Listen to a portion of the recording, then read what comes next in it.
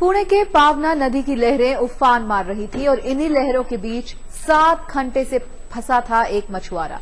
सब हार मान चुके थे। पानी की तेज लहरें, बारिश और खराब मौसम के आगे सबकी हिम्मत जवाब दे चुकी थी। मौत हर पल उसके करीब होती जा रही थी। मौत के इस एनकाउंटर में कौन जीता और कौन हारा, ये आप खुद देखिए। चारों तरफ जिंदगी को लीलने के लिए दौड़ती लहरें और एक चट्टान पर खड़ा इंसान। ये तस्वीर है पुणे की पवना नदी की, जहां एक मछुआरा इसी हालत में घंटों लड़ता रहा जिंदगी की जंग। ये मछुआरा अपने 3 साथियों के साथ नदी में गया था मछली पकड़ने। बारिश लगातार हो रही थी और नदी में पानी बढ़ रहा था।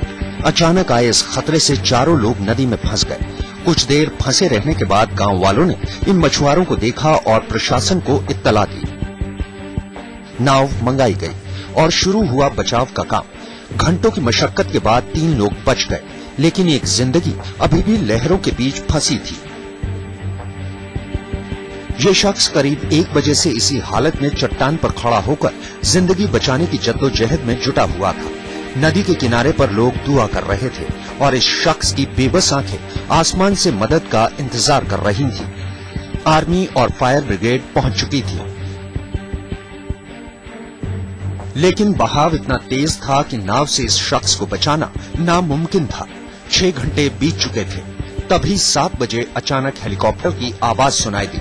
हेलीकॉप्टर तेजी से उस चट्टान की तरफ बढ़ा जहां ये शख्स खड़ा हुआ था। हेलीकॉप्टर नीचे आया। इस मछुआरे की उम्मीद जगी।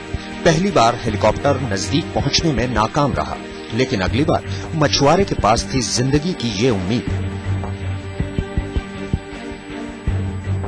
मछुआरे ने कोशिश की, लेकिन तभी अचानक फिसल गया हाथ से छूट गई रस्सी।